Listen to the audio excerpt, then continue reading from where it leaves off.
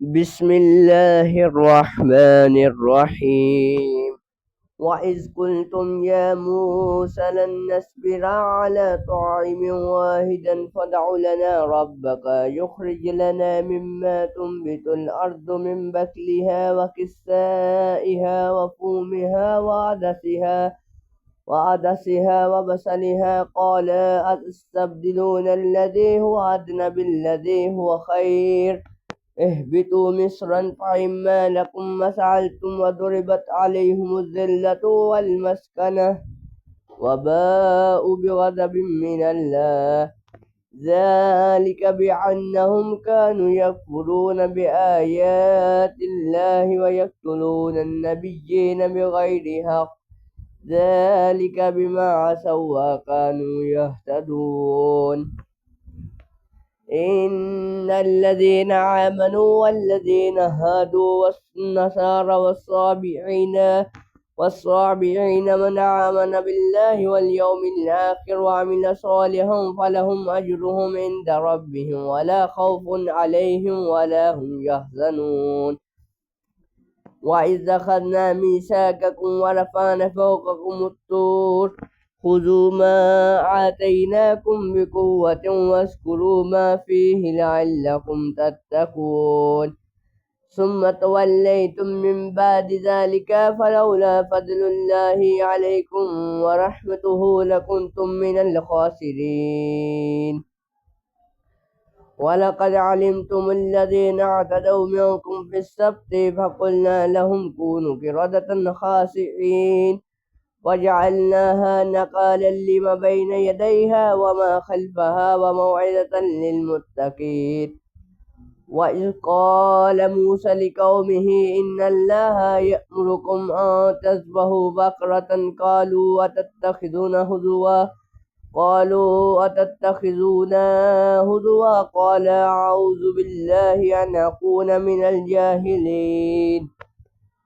قالوا ادع لنا ربك يبين لنا ما هي قال إنه يقول إنها بقرة لا فارض ولا بكر آوان بين ذلك فافعلوا ما تؤمرون. قالوا ادع لنا ربك يبين لنا ما لونها قال إنه يقول إنها بقرة صفراء فاقع لونها تسر الناظرين. قالوا ادع لنا ربك يبين لنا إن البقرة تشابه علينا وإنا إن شاء الله لمهتدون. قال إنه يقول إنها بقرة ذلول تثير الأرض ولا تسقي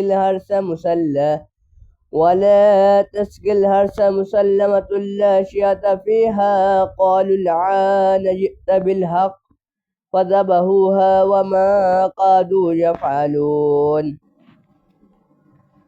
وإذ قتلتم نفسا فادارأتم فيها والله مخرج ما كنتم تكتمون فقلنا اضربوه ببعضها كذلك يحيي الله الموتى ويريكم آياته لعلكم تعقلون.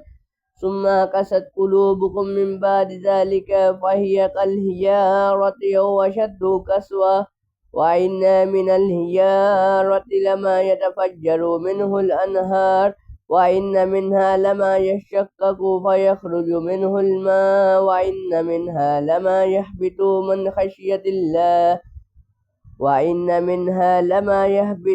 خشية الله وما الله بغافل عما تعملون. أفتطمعون أن يؤمنوا لكم وقد كان فريق منهم يسمعون كلام الله ثم يحرفونه من بعد ما عقلوه وهم يعلمون. وإذا لقوا الذين آمنوا قالوا آمنا وإذا خلا بعضهم إلى بعض قالوا أتحدثونهم بما فتح الله عليكم ليهاجوكم به عند ربكم أفلا تعقلون. أولا يعلمون أن الله يعلم ما يسرون وما يعلنون ومنهم أميون لا يعلمون الكتاب إلا أماني وإنهم إلا يظنون وويل للذين يكتبون الكتاب بأيديهم ثم يقولون هذا من عند الله ليشتروا به ثمنا قليلا فويل لهم مما كتبت أيديهم وويل لهم مما يكسبون